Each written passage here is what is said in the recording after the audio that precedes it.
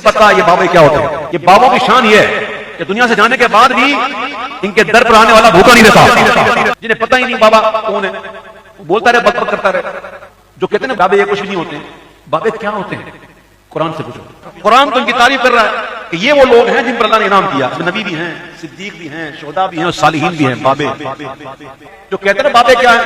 بابے یہ بابوں کی بڑی شان ہے بھائی، بڑی شان ہے. تو بابو ہمارے داتا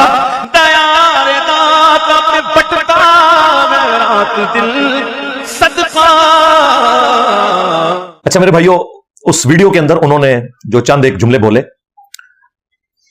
شروع میں انہوں نے کہا کہ ان بابوں کی شان یہ ہے کہ ان کے در سے کوئی بھوکا نہیں جاتا. یعنی یہ درباروں کے اوپر اتنا لنگر چلتا ہے کہ کوئی بھی آئے وہ کھانا کھا کے جاتا ہے، یہ ان کی شان ہے. اور پھر اس کے ساتھ انہوں نے جملہ بولا کوئی بک بک کرتا ہے تو بک بک کرتا رہے ان کے بارے میں. اس کے بعد انہوں نے بریکٹ کھولی کہ یہ بک بک کرنے والا کون ہے. تو انہوں نے جملہ بولا کہ یہ جو لوگ کہتے ہیں نا کہ بابے تو کچھ بھی نہیں، بابے تو کچھ بھی نہیں، ظاہر ہے وہ اردو سپیکنگ ہے، بابے شاہی کوئی نہیں، ان کے لیے بولنا مشکل ہے. وہ پنجابی نعتیں بھی جب پڑھتے تھے نا تو پنجابی الفاظ کے یہ اردو میں ان سے ادا ہوتے تھے. تو انہوں نے اچھا کیا، بابے شاہی کوئی نہیں کے بجائے انہوں نے بولا کہ بابے تو کچھ نہیں. یہ جو لوگ کہتے ہیں تو انہیں نہیں پتا کہ قرآن حکیم میں اللہ تعالیٰ نے ان بابوں کی پیروی کا حکم دیا ہے. صراط الذین انعمت علیہم، وہی جو ایک آیت انہوں نے رٹی ہوئی ہے، اس کی پچھلی آیات نہیں پڑھتے، اہدنا الصراط المستقیم، اور اس سے پیچھے تو ان کی موت ہے، ایاک نعبد و ایاک نستعین. ہاں سیدھے آگے جاتے ہیں، وہ سٹارٹ کی طرف سے جاتے ہی نہیں. اور پھر انہوں نے کہا کہ قرآن حکیم میں اللہ تعالیٰ نے بتایا کہ یہ صراط الذین انعمت علیہم کون ہے، سورۃ النساء میں من النبیین والصدیقین والشہداء والصالحین، یہ انہوں نے کوٹ کیا. اور پھر اینڈ پہ انہوں نے کہا کہ بابوں کی شان کا ان لوگوں کو اندازہ نہیں ہے. اور پھر انہوں نے ایک بابے کو بطور دلیل کے پیش کیا، حضرت علی اجویری المعروف داتا گنج بخش. اور پھر انہوں نے منقبت پڑھنا شروع کر دی کہ داتا کے دربار کے اوپر جو یہ صدقہ بٹ رہا ہے اور وہ جو ان کے پاس کلام ہوتا ہے وہ پڑھ رہے ہیں. یعنی انہوں نے رول ماڈل کے طور پر ایک میڈ ان سب کانٹیننٹ بابا پیش کیا، جس کا ذکر نہ قرآن میں تھا نہ سنت میں تھا، بلکہ جو بابا رسول اللہ کی وفات کے آلموسٹ 400 سال کے بعد دنیا میں آیا.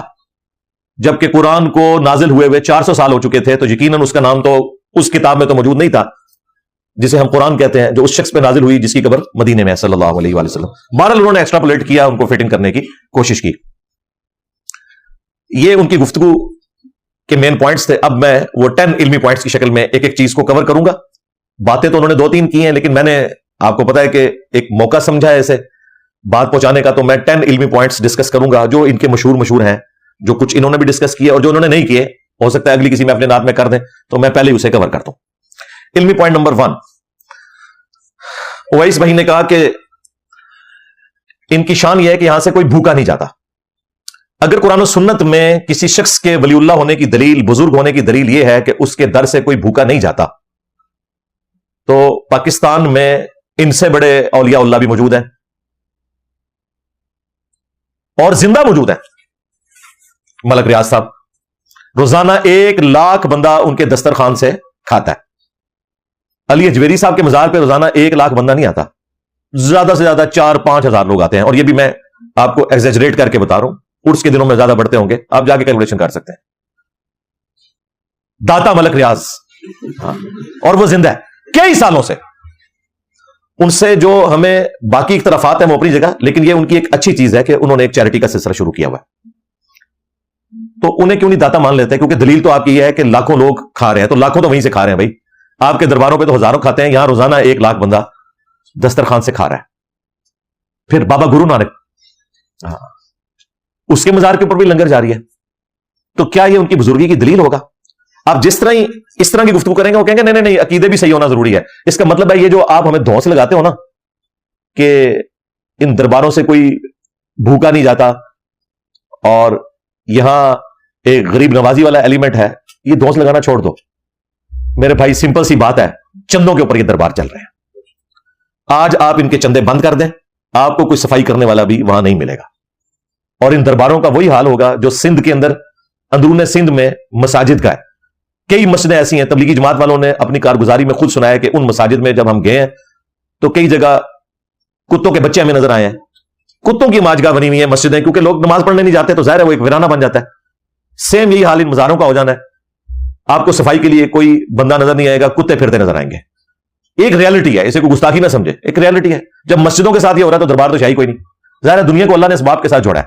ना अल्लाह ने मसाजिद की हिफाजत करनी है और ना बुजुर्ग अपने दरबार की हिफाजत कर सकते हैं, वरना जितनी हिरवन चर्स और बदकारी के अड्डे इन मज़ारात के ऊपर हैं, आपको कहीं और नजर नहीं आएंगे। फिर ये कहना छोड़ दें कि बुजुर्ग जो है वो दुनिया का निजाम चला रहे हैं, उनसे अपने मज़ार का तो निजाम चलता नहीं है। जब ये बातें करें, कहते हैं काबे में भी क्रेन गिरी थी, और एक काबे में जो क्रेन गिरी थी तो अल्लाह ने कब कहा कि काबे में कोई क्रेन गिरेगी तो मैं पकड़ लूंगा? वो तो एक साल अल्लाह ने यादगार करना था, जिस साल नबी इस्लाम की पैदाइश थी, आमुल फील वाला साल, अबरा का लश्कर तबाह हुआ। उसके बाद कई दफा खाना काबा शरीफ की तौहीन हुई है, अल्लाह ताला ने कोई इंटरवीन नहीं किया। यजीद के दौर में यजीद पलीद ने जो कुछ काबे के साथ किया, उसके बाद अब्दुल मलिक बिन मरवान के दौर के अंदर और बाद में भी अल्लाह ताला ने कोई इंटरवीन नहीं किया। दुनिया को अल्लाह ने इस बाप के साथ जोड़ा है, ना कोई बुजुर्ग इंटरवीन कर सकते हैं, सीधी सी बात है। इनके पल्ले कोई शय होती तो ये यूट्यूब के ऊपर, फेसबुक के ऊपर जो रसूलुल्लाह के खिलाफ गुस्ताखाना वीडियोस और फिल्में हैं वो डिलीट करवा लेते हैं। इसीलिए मैं वो बाबा खादिम रिजवी साहब को अक्सर याद करता हूं। वो अपनी हर वीडियो में लोगों का खून गरमाया करते थे कि इमाम मालिक फरमाते हैं उम्मत मर जाए। इमाम मालिक कहते हैं उम्मत मर जाए कि नबी की गुस्ताखियां हो रही हैं और उम्मत रोक नहीं रही, इससे बेहतर है कि उम्मत मर जाए। तो मैंने कहा था बाबा जी रुको जरा, सब्र करो, पहले तेरे बाबे क्यों ना मर जाए जो निगाहें मारा करते थे? क्या उन्होंने अपने नबी का कलमा नहीं पढ़ा इन गद्दारों ने? आज जब मुश्किल वक्त आया, ये गद्दार चुप करके बैठ गए। कल तक तो ये निगाहें मार के अपने मुरीद भी जला देते थे, आज इनसे यूट्यूब से वीडियोस भी डिलीट नहीं हो रही हैं। तो पहले वो गौस कुतुब अब्दाल मर जाएं जिनके बारे में तुम्हारे दावे थे ना कि दुनिया का निजाम चला रहे हैं, और सबसे पहले वो गौस जिसकी ड्यूटी वहां लगी हुई है यूट्यूब के हार्ड डिस्क के ऊपर, वो मर जाए कि उसने नबी इस्लाम की गुस्ताखियां होते हुए देखी और डिलीट नहीं करवा सका। और कुछ नहीं कोई कर सकता मेरे भाई, दुनिया को अल्लाह ने इस बाप के साथ जोड़ा हुआ है, सीधी सी बात है यार। साइंस ने पुराने बुजुर्गों की मट्टी प्लीत कर दी, आज के लोगों की भी मट्टी प्लीत कर दी। और सबसे बढ़कर साइंस की बरकत से आज हम कुरान और सुन्नत आपको स्क्रीन पर दिखा सकते हैं, और यूट्यूब की बरकत से आपके घरों में पहुंच जाएंगे और आपको बताएंगे कि ये रसूलुल्लाह का दीन है और ये बाबों का दीन है। फर्क बताएंगे इसका सल्लल्लाहु अलैहि वसल्लम। तो ये चंदों के ऊपर सारा सिलसिला चल रहा है। वो चंदे जमा होते हैं, उन्हीं चंदों में से कुछ आपके ऊपर लगा दिया जाता है और कुछ वो ज्यादातर खुद ही खा लेते हैं, महकमा औकाफ के लोग या वहां के मुलाजमीन। जहां दर्जनों लोग सिर्फ नोट गिनने के ऊपर बैठे हुए हो दाता दरबार पे, मैं तो जाता रहूं, मुझे तो आइडिया है। हम लोग तो कई दफा शब जुमा वहीं गुजारा करते थे, यहां जेलम से रेल कार पे जाया करते थे। तो वहां जो कुछ हो रहा होता है वो हमें पता है, सब कुछ चंदों के ऊपर चल रहा है। जूतियों के ऊपर टोकन लगाया हुआ है, 60-70 रुपए एक जोड़े का वो लेते हैं, अदरवाइज आपको जूतियां वापसी पे सलामत ना मिले। और आपको ये कहानियां सुनाते थे कि बुजुर्गों के मजार से कोई छोटी सी चीज भी चोरी करके चोर निकला तो वो अंधा हो गया। तो मेरे भाई फिर तो सारे अंधे हो जाने चाहिए, जूतियां तो हमें ओपन छोड़नी चाहिए इन बुजुर्गों के रहमो करम के ऊपर। लेकिन कोई ये रिस्क नहीं लेगा, जो वहां गए हैं उन्हें भी पता है कि बुजुर्ग कोई जूतियों की हिफाजत नहीं करेंगे। तो ये दाता दरबार का हाल है। और जेलम एकेडमी में अल्हम्दुलिल्लाह 300, 400, 500 लोग आते हैं, सबको जूतियों का टोकन मिलता है लेकिन 1 रुपया चार्ज नहीं किया जाता। सबको नाश्ता मिलता है, 1 रुपया चार्ज नहीं किया जाता। सारों की गाड़ियों पर, मोटर बाइक्स के ऊपर टोकन लगे हुए हैं, 1 रुपया चार्ज नहीं किया जाता। अब बताओ कि बड़ा दाता कौन सा है? मेरे नबी सा है ही कोई नहीं, तेरे बाबे थे शाही कोई नहीं। ये कहना बनता है ना। तो ये जो आप लोग धौंस लगाते हैं ना कि बुजुर्ग चला रहे हैं, बुजुर्ग को नहीं चला रहे, चंदों के ऊपर सारा सिस्टम चल रहा है। खाम खा आपको एक जाम हो गया। ये उर्दू में हम लफ्ज बोलते हैं जोम, वैसे लफ्ज अरबी में जाम है।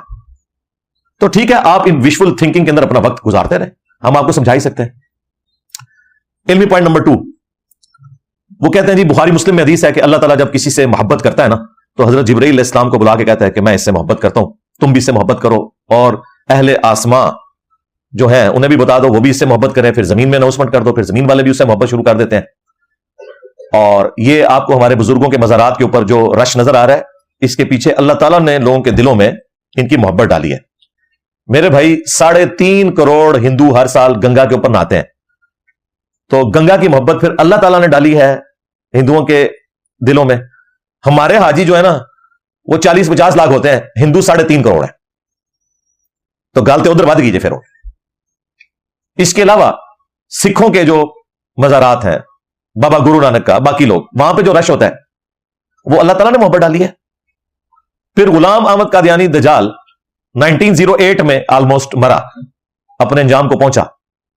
आज उसको मरे हुए ऑलमोस्ट 125 साल हो चुके हैं। उसकी जिंदगी में तो उसके इतने मानने वाले नहीं थे, आज तो बहुत ज्यादा है, मिलियंस में। तो इतने लोगों के दिलों में क्या अल्लाह ताला ने मोहब्बत डाल दी है? नहीं नहीं नहीं नहीं, ये तो कोई दलील ना हुई کسی سے زیادہ لوگ پیار کریں محبت کریں کہیں پہ زیادہ رش لگ جائے یہ کوئی دلیل نہیں. کل تک تو یہ دلیل ہوا کرتی تھی. آج ہم جب یہ کہتے ہیں ہماری ویڈیوز اتنے ملین لوگوں نے دیکھ لی تو کہتے ہیں یہ کوئی دلیل نہیں ہے. اندازہ کریں کل تک رش دلیل ہوتا تھا, ہمارے فرقے کا بڑا ہونا یہ دلیل ہوتا تھا, سواد اعظم کہتے تھے. آج مکر گئے, کہتے ہیں نہیں کوالٹی جو ہے وہ دیکھنی چاہیے, کوانٹٹی سے کوئی فرق نہیں پڑتا. نان مسلم تو مسلمانوں سے بھی زیادہ ہیں تو کیا وہ ٹھیک ہوں گے؟ اور بھائی نان مسلم تو پہلے بھی زیادہ تھے, تو پہلے سواد اعظم تم کیوں تھے؟ تو تمہاری دلیل تو مر گیا, اپنی موت مر گیا. علمی پوائنٹ نمبر 3, وہ کہتے ہیں چونکہ بابوں کی اتنی شان ہے لہذا ان بابوں کا احترام کرنا آپ کے اوپر لازمی ہے. ہم آپ کے بابوں کا اتنا ہی احترام کرتے ہیں جتنا آپ دوسروں کے بابوں کا احترام کرتے ہیں. اگر آپ نے ہم سے احترام کروانا ہے تو آپ رول ماڈل بنے نا, تو ہم احترام پوچھ لیتے ہیں. کروڑوں دیوبندی مولانا اشرف علی تھانوی صاحب کو حکیم الامت مانتے ہیں. بریلوی انہیں کیا کہتے ہیں؟ مسلمان بھی نہیں مانتے, کہتے ہیں تھانوی رسول اللہ کلمے کو انڈورس کیا ہوا ہے. اب بریلوی کو کیا پتا تھا کہ چشتی رسول اللہ اور شبلی رسول اللہ ادھر بھی نکل آئے گا, اور تو انجینئر صاحب نے آگے کٹا نا. اسی طریقے سے کروڑوں بریلوی سب کانٹیننٹ کے احمد صاحب بریلوی صاحب کو مجدد مانتے ہیں. دیوبندی اور اہل حدیث کیا کہتے ہیں؟ وہ بھی کروڑوں میں ہے دیوبندی, تو اہل حدیث تو چلے نہیں ہوں گے, وہ بھی کروڑوں میں ہے جو یہ کہہ رہے ہیں کہ یہ تو مجدد دین بدعت ہے. تو یہ لوگ ایک دوسروں کے بزرگوں کا احترام نہیں کرتے اور ہم سے یہ ڈیمانڈ کرتے ہیں ہم ان کے بزرگوں کا احترام کریں. ہم بے احترامی نہیں کر رہے, ان کے کرتوت لوگوں کو بتا رہے ہیں جو گن پوائنٹ میں نے نہیں ان سے کتابوں میں لکھوائے. ایک دوسرے کو جو یہ گالیاں دے کے گئے, کفر کے فتوے لگا کے گئے, آج لوگ کہتے ہیں جی صاحب فتنہ کھڑا کر رہے ہیں. میں نے فتنہ اس صورت میں کھڑا کیا ہوتا جب میں ان بزرگوں کی کتابوں کو کسی غار سے دریافت کر کے نا تو میڈیا پہ لے آتا. تم لوگ آج تک پرنٹ کر رہے ہو اور فخریہ بتاتے ہو کہ یہ ہمارے عقیدے ہیں, ہم دوسروں کے بارے میں یہ سوچتے ہیں. احمد صاحب بریلوی صاحب کی جو کتاب ہے احکام شریعت, خود باپا جانی کے مدرسۃ المدینہ سے مکتبۃ المدینہ سے چھپ رہی ہے. اس میں اعلیٰ حضرت سے پوچھا گیا کہ یہ جو وہابی فرقے کے لوگ ہیں اور دوسرے فرقوں کے اور یہود و نصارہ, ان کے ذبیحہ کا شرعی حکم کیا ہے؟ تو اعلیٰ حضرت نے مدنی پھول ارشاد فرمائے. انہوں نے کہا کہ کوئی وہابی ہو, اور پھر بریکٹ کھولی, دیوبندی, اہل حدیث, قادیانی کافروں کو ان کے ساتھ ذکر کیا, یا نیچری ہو, نیچر کے ماننے والے سر سید احمد خان کے, یہ سب کے سب لوگ اگر 1,00,000 دفعہ بھی اللہ کا نام لے کر ذبیحہ کریں تو ذبیحہ مردار رہے گا.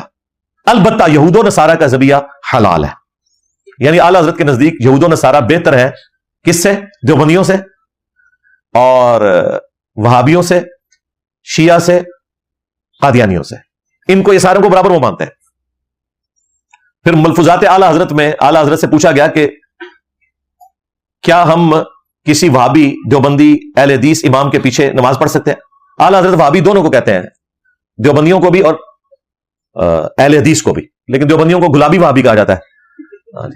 جو مکمل سرخ وہابی ہیں وہ دوسرے والے ہیں, اہل حدیث جو لال ہیں. تو ان کے پیچھے نماز پڑھ سکتے ہیں؟ تو انہوں نے سیدھا جواب دیا کہ ان کی نہ نماز ہے نہ جماعت ہے. یعنی وہ کہتے ہیں ان کی تو اپنی نماز نہیں ہوتی, آپ ان کے پیچھے کیوں پڑھیں گے؟ ان کی اپنی بھی نہیں ہوتی, کیونکہ انہوں نے کہا نہ ان کی نماز ہے نہ جماعت ہے. پوچھا گیا ان کی مسجد میں جا کے اپنی اکیلے سے پڑھ سکتے ہیں؟ تو اعلیٰ حضرت نے پھر اوریاں قسم کا جواب دیا. انہوں نے کہا کفار کی مساجد مثل گھر کے ہیں. ڈائریکٹ کافر کہا, یعنی جس طرح گھر میں مجبوراً نماز پڑھی جا سکتی ہے, ان کفار کی مساجد میں بھی آپ نماز پڑھ سکتے ہیں. یہاں ہمیں اعلیٰ حضرت سے ایک علمی اختلاف ہے کہ کفار کی مساجد نہیں ہوتی ہیں, کفار کی عبادت گاہیں ہوتی ہیں. اعلیٰ حضرت کو چاہیے تھا کہ وہابیوں کی مسجدوں کو وہ کفار کی مسجد نہ کہتے بلکہ کہتے ہیں کفار کی عبادت گاہیں. اور اس بات کے ساتھ بریلوی بھی ایگری کریں گے. یہ اعلیٰ حضرت سے ہی ہم نے ساری چلاکی سیکھی ہے اور اعلیٰ حضرت کی غلطی پکڑ لی ہے. کفار کی مسجد ہوتی نہیں ہے, کفار کی تو عبادت گاہیں ہوتی ہیں. اس لیے دیکھیں قادیانیوں کو یہ مسجد نہیں لکھنے دیتے, ظاہر ہے ہمارے نزدیک وہ کافر ہیں, تو ہم کہتے ہیں کہ عبادت گاہیں, اس لیے وہ بیت الحمد لکھتے ہیں, وہ مسجد نہیں لکھتے. یعنی حمد کرنے کی جگہ مسجد لکھنے کی ان کو پاکستان کے آئین میں اجازت نہیں ہے 1973 میں, چونکہ انہیں کافر ڈکلیئر کیا گیا. اس طریقے سے اگر بریلویوں کی حکومت آ گئی نا, یہ اسلامی نظام والوں سن لو, حکومت آنی ہے بریلویوں کی, تعداد ان کی زیادہ ہے. پھر دیوبندیوں کو, اہل حدیث کو, شیعہ کو مسجد لکھنے کی اجازت نہیں ہوگی. تو اسی بھی پھر کیا لکھنا ہے؟ بیت الحمد ہی لکھا کرو گے اپنی مسجد کے باہر. گل میری نوٹ کر لو. خیر بریلوی تو بہت ہارڈ لائنر ہے, وہ مسجدیں چھین لیں گے آپ سے, رہنے بھی نہیں دیں گے.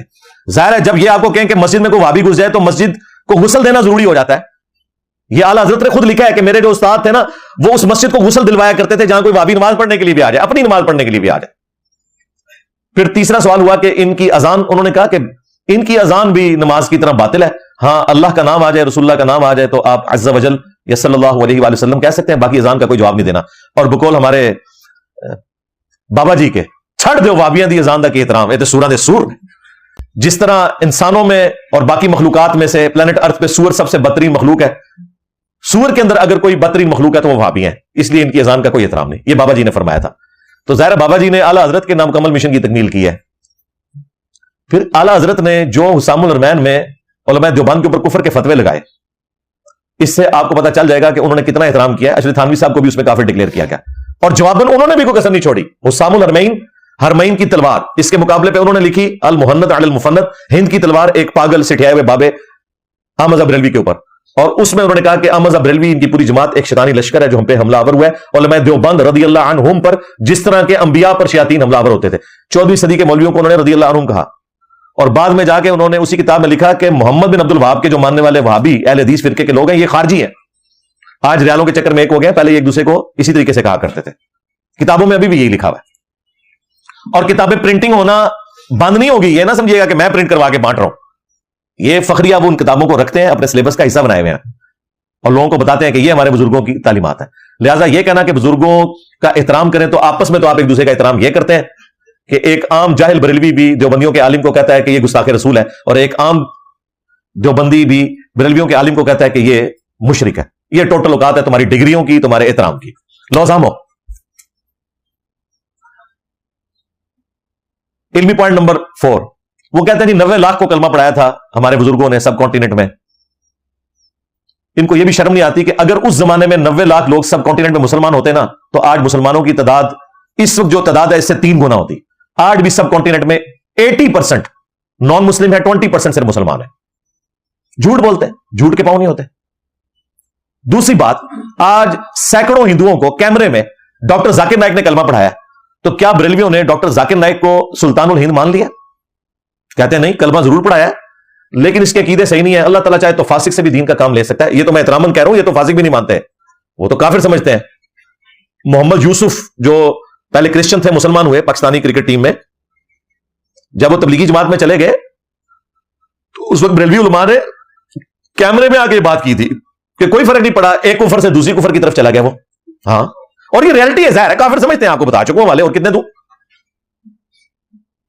اگر آپ سمجھتے ہیں ایسا نہیں ہے تو سعید انور کو, محمد یوسف کو باپا جانی اجازت دیں نا کہ وہ اپنے مرکز میں آ کے نماز پڑھائے, اور رائے والے اجازت دیں کہ لیاس قادری آ کے رائے میں نماز پڑھا کے بتا دیں. کبھی بھی نہیں ایسا ہوگا, میں بھی لیپا پوتی کرتے ہیں. تو ڈاکٹر ذاکر نائک کو تو انہوں نے سلطان الہند نہیں مانا. کہتے ہیں جی وہ بخاری مسلم حدیث ہے, اللہ تعالیٰ فاسق سے بھی دین کا کام لے سکتا ہے. تو اگر کلمہ پڑھا دیا تو یہ تو کوئی دلیل نہیں کہ وہ ٹھیک ہو. شکر الحمدللہ, پہلے تو یہ دلیل ہوا کرتی تھی. ہمیں تو یہ اسی چیز کا کہتے ہیں نا, انجینئر صاحب جو ہے وہ ڈائریکٹ کیسے مسلمان ہوئے ہیں, ہمارے بزرگوں نے کلمہ پڑھایا. مجھے بتاؤ ڈاکٹر ذاکر نائک کے کلمہ پڑھانے کو تم کیوں نہیں مان رہے, اسے سلطان الہند کیوں نہیں کہہ رہے؟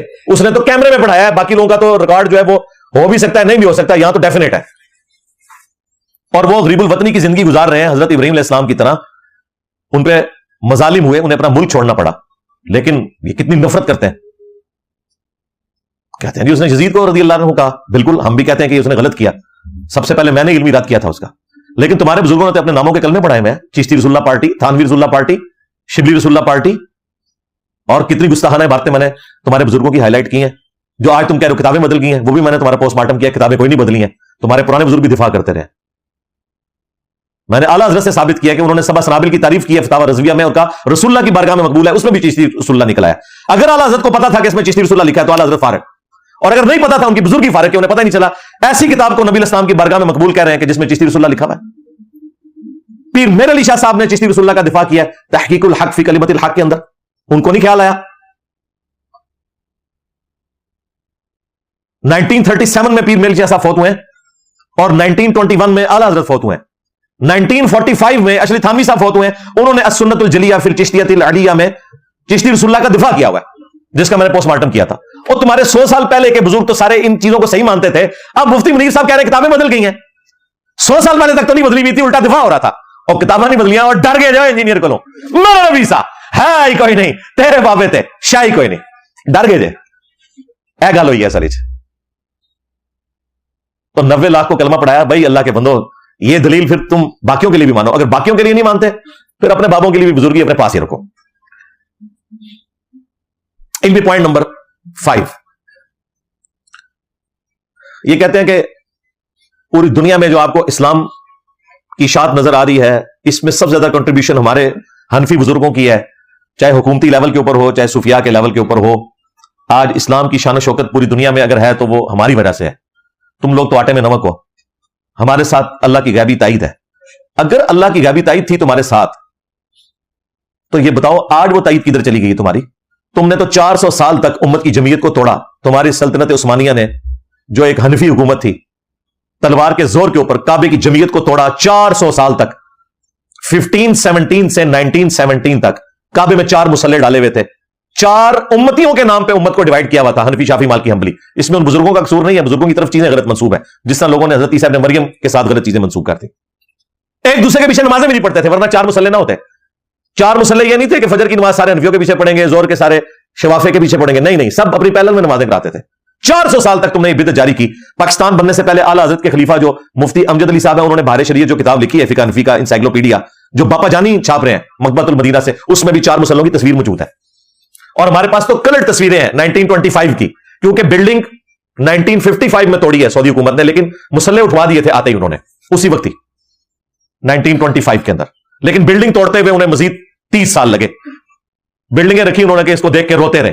انہوں نے امام ایک کھڑا کر دیا، لیکن یہ اپنی یادگاروں کو دیکھ کے روتے رہے. پھر انہوں نے توسیع کے نام کے اوپر ختم. اجماع امت کی تیازی دینا نے اے جعلی اجماع سی لو سامو او پہ آ جائے تھوڑا اجماع. آج اللہ کا شکر ہے کہ امام کعبہ اس جگہ پہ کھڑا ہوتا ہے جہاں پہ نبی الاسلام کھڑے ہوتے تھے. واتخذوا من مقام ابراہیم مصلی. 4 مصلوں کی نوست یہ تھی کہ کوئی امام مقام ابراہیم پہ نماز نہ پڑھا سکا 400 سال تک، کیونکہ سارے جھگڑا کرتے تھے کہ ہمارا مصلی یہاں لگائیں. انہوں نے کہا کسی نے نہیں دیتے. ویسے قرآن اندازی بھی کر سکتے تھے، لیکن نہیں، اتنی عقل تو نہیں مولویاں چاہتی. انہوں نے کہا ٹھیک ہے، ایسی جھگڑے ختم کرنے ہیں. اب اللہ کا شکر ہے پچھلے 100 سال سے امام کعبہ مقام ابراہیم پہ کھڑے ہو کے سنت کے مطابق نماز پڑھاتے ہیں، رکوع میں جاتے وقت اور رکوع سے اٹھتے وقت رفع الیدین. یہ وہ طریقہ ہے جو اویس قادری صاحب، آپ کے جو پیر صاحب ہے نا شیخ عبد القادر جیلانی، انہوں نے غنیۃ الطالبین میں لکھا ہوا ہے. لیکن آپ اس طریقے پہ نماز نہیں پڑھتے، آپ اس طریقے پہ نماز پڑھتے ہیں جس پہ قادیانی پڑھتے ہیں. ہائے حنفی بریلوی، حنفی دیوبندی، حنفی قادیانی، کیونکہ قادیانی فقہ میں حنفی ہیں. ہمارا کوئی اسٹوڈنٹ قادیانی نہیں ہو سکتا کیونکہ وہ تو نماز پڑھتا ہے بخاری مسلم میں لکھے ہوئے سنت طریقے پہ. ہاں تمہارے لوگ قادیانی والے طریقے پہ نماز پڑھ رہے ہیں، لو سامو. اور تمہارا پیر جس کے نام پہ تم 11ویں کھا رہے ہو، ان کی نماز بھی بخاری مسلم کے مطابق تھی، ہماری نماز بھی اسی طریقے کے اوپر ہے. تم اپنے پیر کی بھی پیروی نہیں کرتے، صرف 11ویں کھانے تک پیروی ہے، نماز کے طریقے میں نہیں ہے. اور یہ تمہارے لیے کہہ رہے ہیں، ہمیں کوئی انٹرسٹ نہیں. ہم عبد القادر جیلانی کی نماز نہیں پڑھ رہے، نہ ہم کہیں یہ کہیں گے کہ ان کی نماز کوئی ہمارا فخر ہے. نعوذ باللہ، رسول اللہ کے طریقے پہ ہم نماز پڑھ رہے ہیں صلی اللہ علیہ وآلہ وسلم.